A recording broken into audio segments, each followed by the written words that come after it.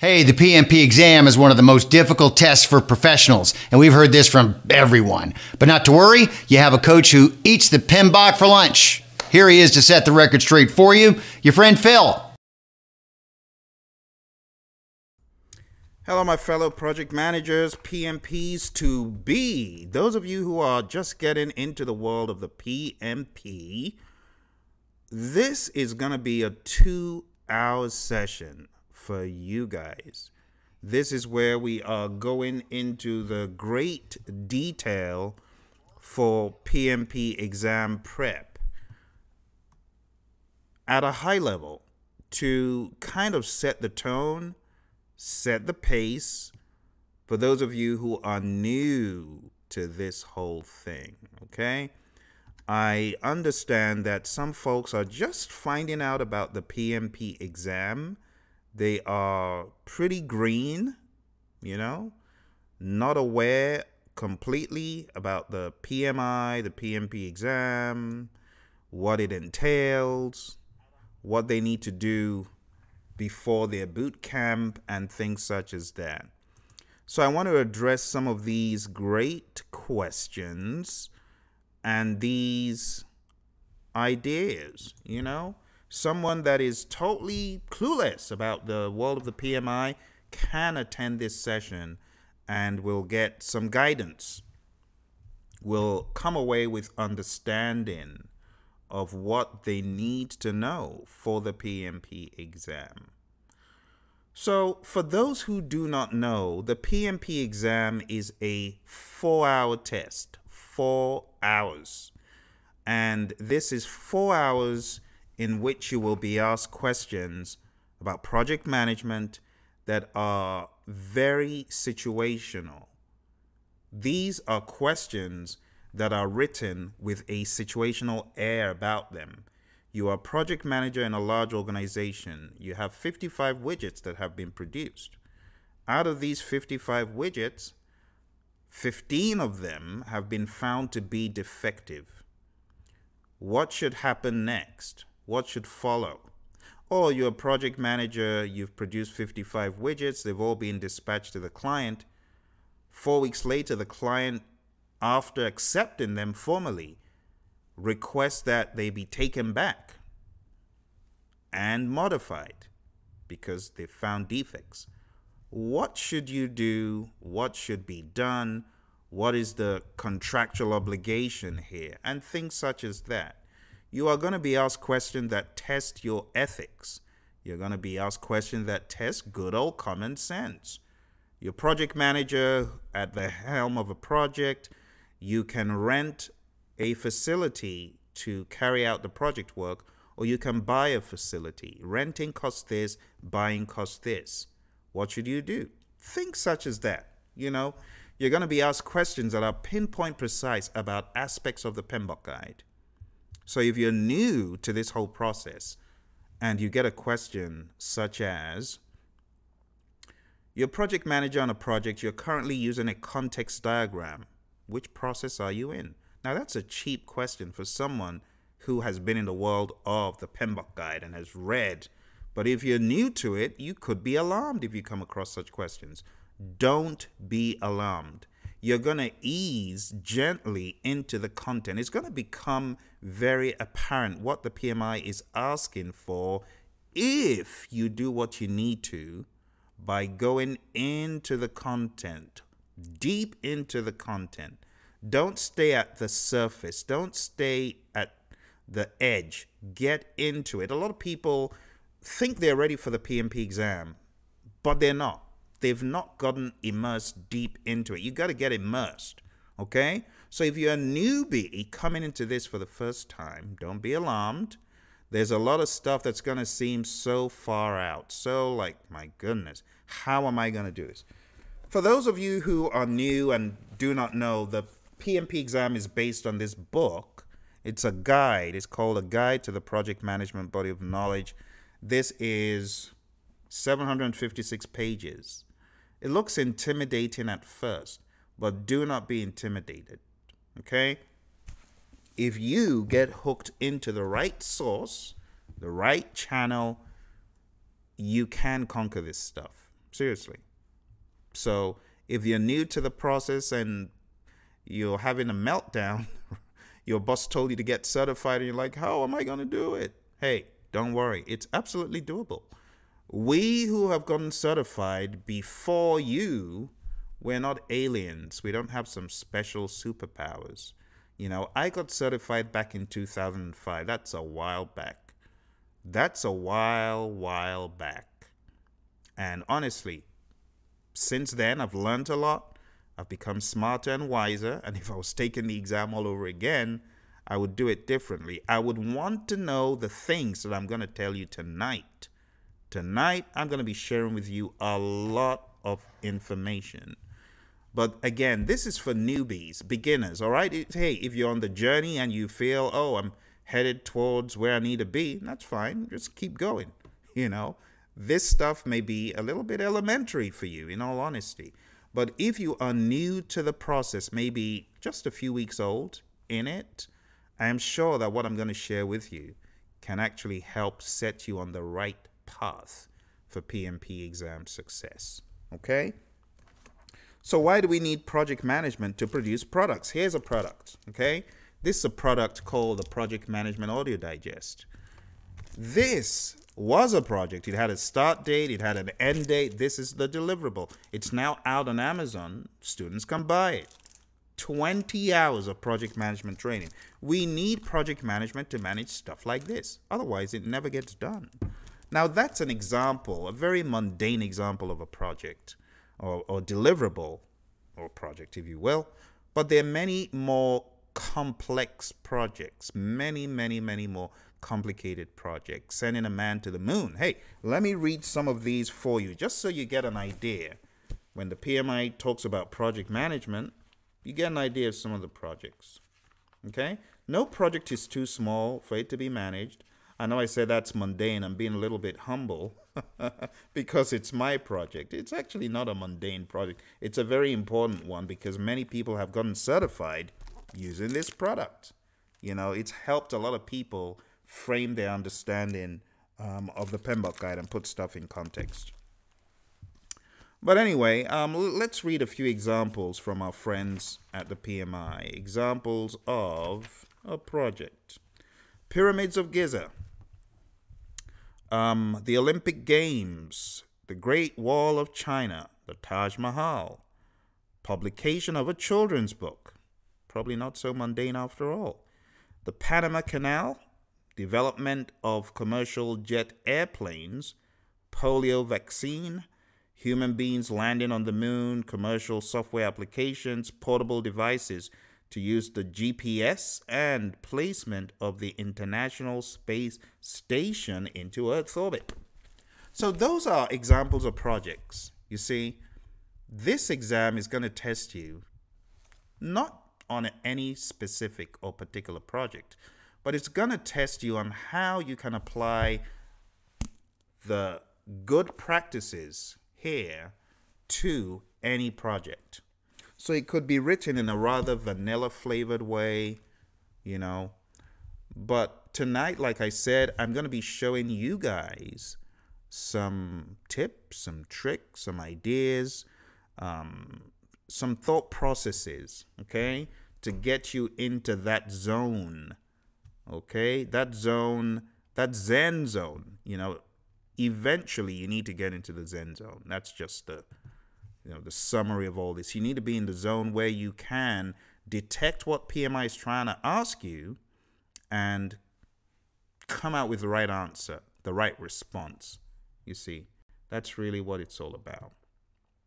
Okay, so before I go any further, before I jump into tonight's content, I'm going to open up the channels so that you guys can ask me any question up front before I get into it. Because honestly, once I get into it, I ain't going to stop for the next 2 hours.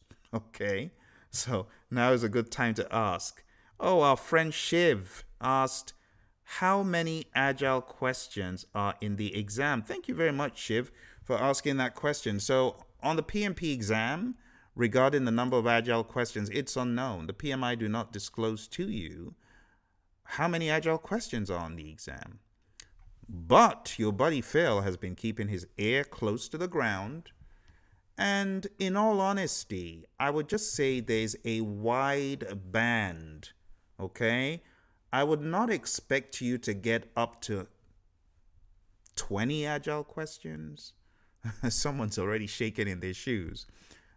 Let me backtrack so that you can have a good night's sleep. I wouldn't expect you to get any more than 15 Agile questions. Is that making you nervous? Okay. I wouldn't expect more than 12.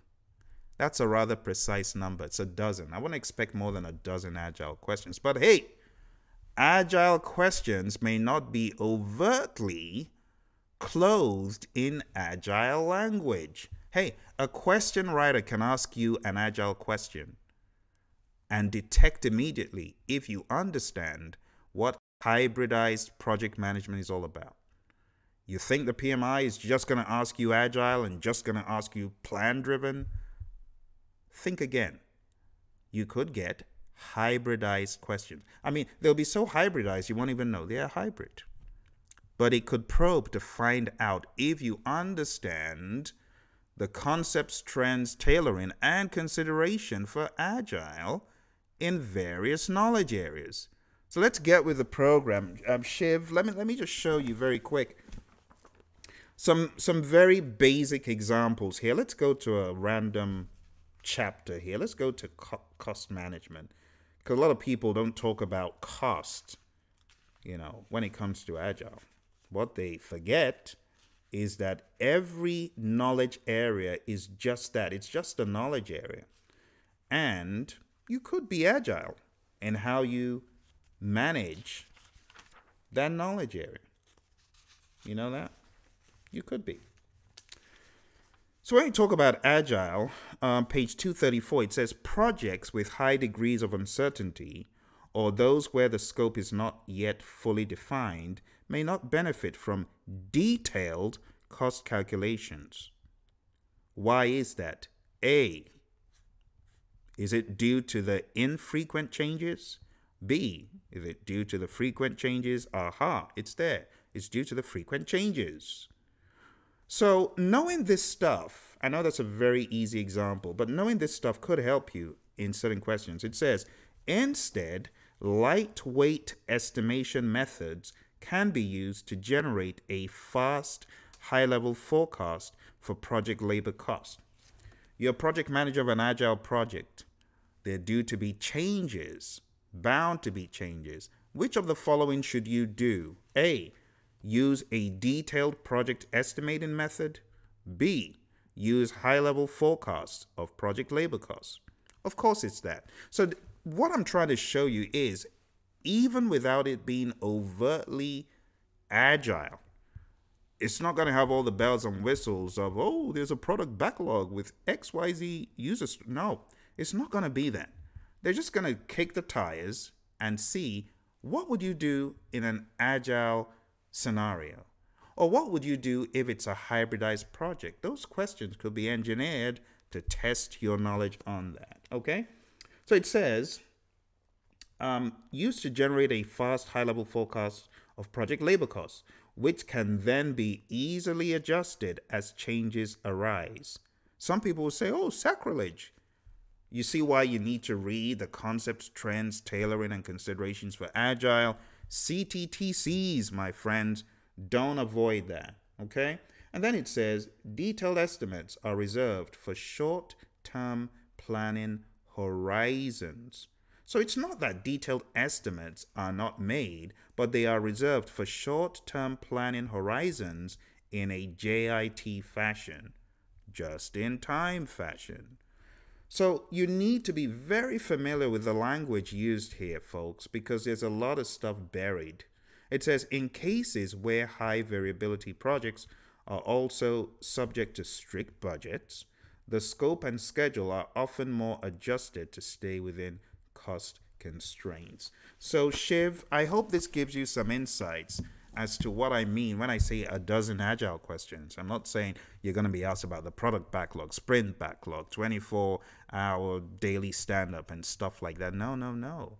PMI has got a special place to go crazy on the Agile side, which is on the ACP. And hey, those of you thinking of taking the ACP, let me tell you, your exam is going to be a test of the Agile mindset, largely the Agile mindset.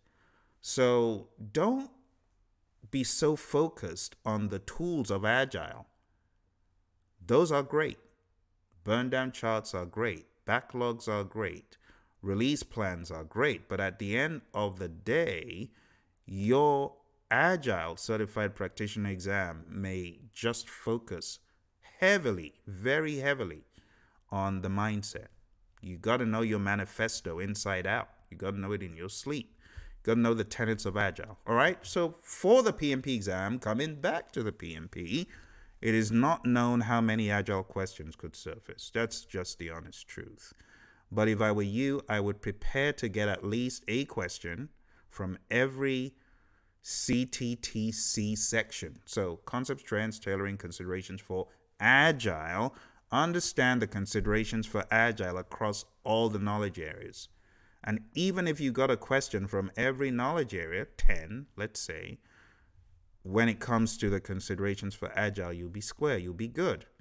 Now, beyond that, it is essential that you do understand Agile at a high level. I've given lots of breakdowns of Agile, the 40,000-foot view, and understanding release planning, the product backlog, and sprint backlog, and all that stuff. You do need to know that to be on the safe side.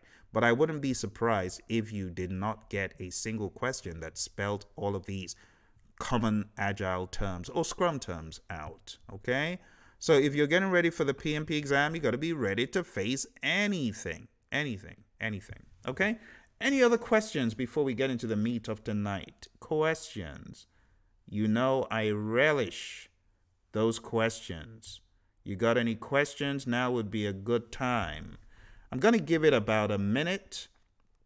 And if there are no questions, we're going to go full speed ahead into the very basics. Again, you know, hey, consumer warning. This is very basic, but a lot of folks have not been exposed before they jump into their 1-week boot camp to this stuff.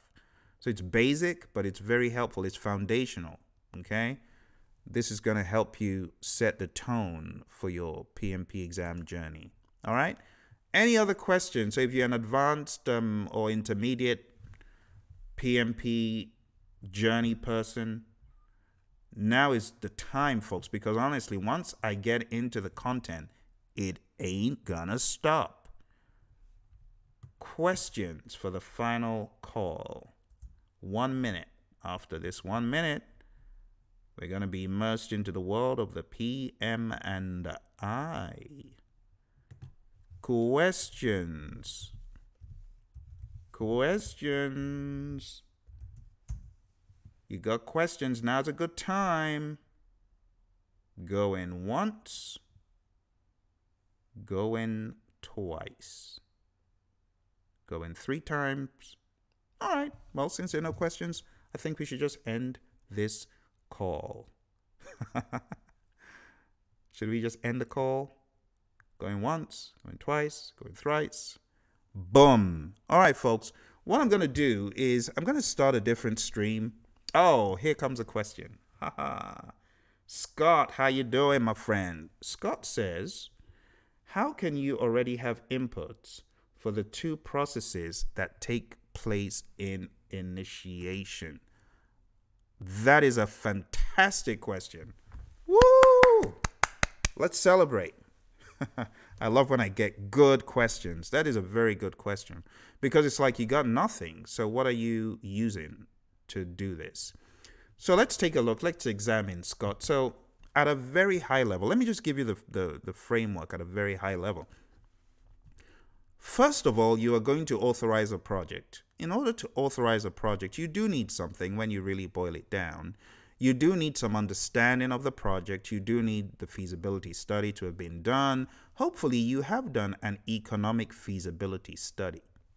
Okay? Your economic feasibility study, Scott, as to should we not? Can we not? Does this make sense economically? is this an economically sound solution?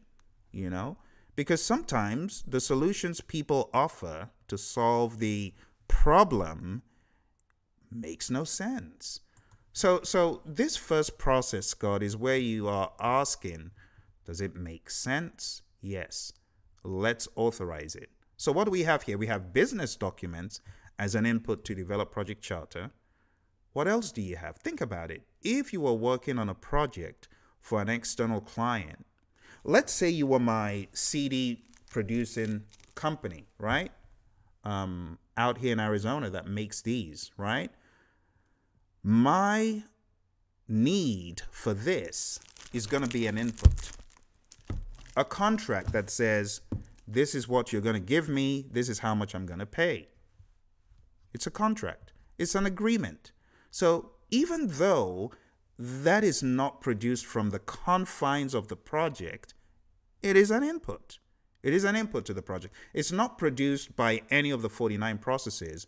The contract, known as the agreement, comes from outside, but it's a valid input, you see. So you've got the business case, which is a business document. You've got agreements. You've got enterprise environmental factors. Now, these enterprise environmental factors, they are always on the scene, almost always on the scene. But when you really boil it down, let's examine a factor that could influence my little project here. So this is my project. What could influence it? Marketplace conditions.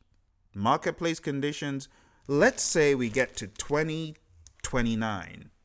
CDs are now a rare commodity.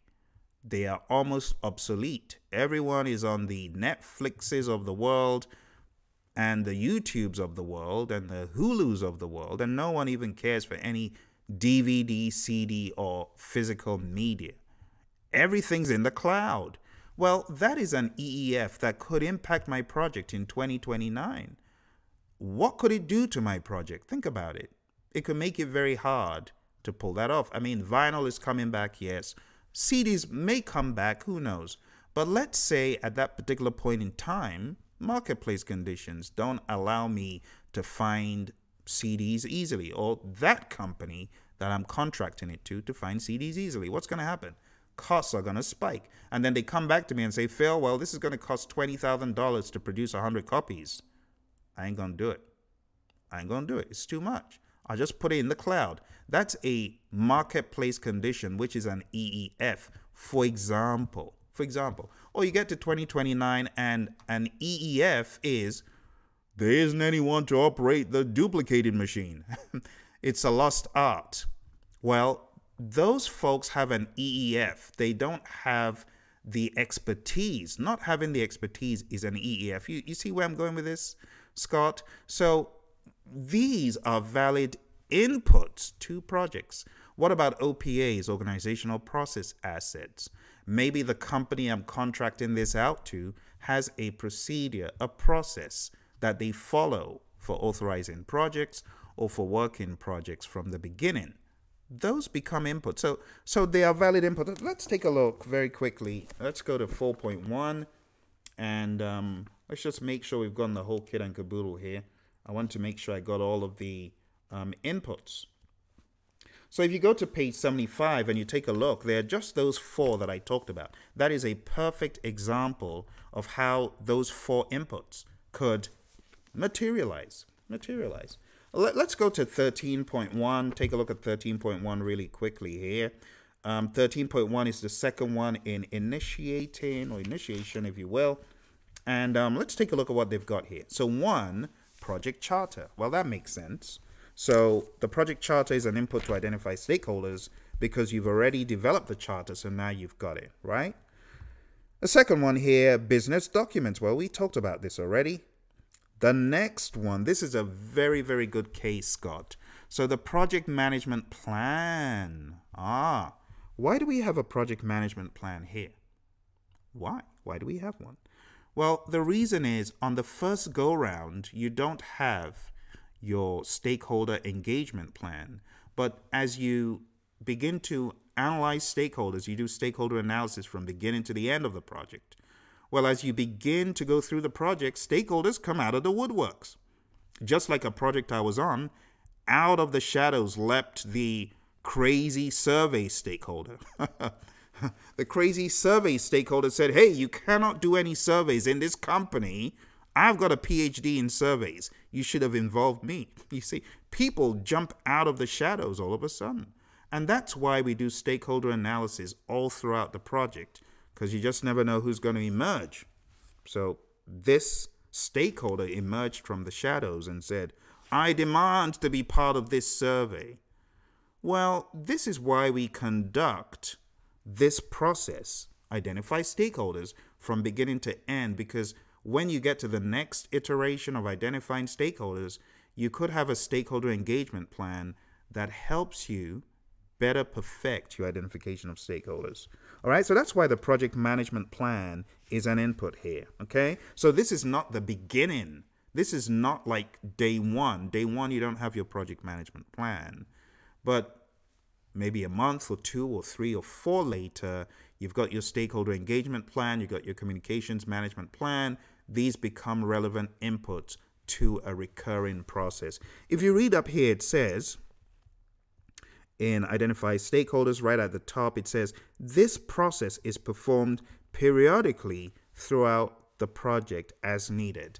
And to backtrack, Scott, another very important point to note is the development of the project charter is not necessarily a one-time thing. Did you get that, Scott? Because you know that the project charter development could be at key points in the project. Let me read for you here, because you could charter a phase. You know that? So it says here, the key benefits of this process, develop project charter on page 75, is that it provides a direct link between the project and the strategic objectives of the organization, creates a formal record for the project, and shows the organizational commitment to the project. This process is performed once or at predefined points. Predefined points. So this goes to show you that the development of the charter could be more than once. You see? So that's why we, sometimes we have inputs that were not previously available, or, we've got more ideas about the benefits, and those become inputs in an iterative fashion, depending. What else do we have? Let's go back to page 507. Page 507, identify stakeholders. We have project document. So again, if you're coming back on the next go round, you got change log, issue log, requirements documentation. Remember, this could be periodic, happening all throughout the project. We've got agreements, no brainer. Those could be available right up front. EFs and OPAs available right up front. All right. So I hope that helps. I hope this gives you some clarity. Those are really great questions. Anything else? All right. Well, we've spent quite a significant amount of time talking about these. Now, what I'm going to do is I'm going to make this a PMP exam fast facts. Okay. But as soon as we get off this call, if there are no additional questions, we're going to have a second stream. I'm just going to keep them separate for those newbies, because, hey, this is some pretty heavy stuff, right? Shiv, Scott, these are pretty heavy questions that a newbie, a poor newbie, because I build it as PMBOK Foundation. This is beyond foundations, guys. You guys have been kicking around the PMBOK guide for a few weeks or months, right? So this is going into the depth of the PMBOK guide. But very, very good questions, and I really appreciate you asking the questions. I'm going to create a second stream, okay? And the second stream is going to be the basics. Before I do that, do you have any further questions? Further questions? Going once. Going twice. Going 3 times. And I want to say a big thank you to Shiv and Scott for asking those questions. Like I said, we're going to have another stream very shortly. And this stream, you're going to see this on YouTube. This is going to be for the newbies.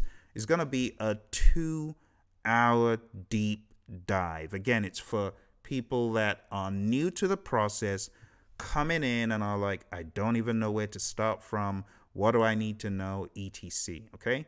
Look out for that. That is coming very shortly. All right, I look forward to seeing you there.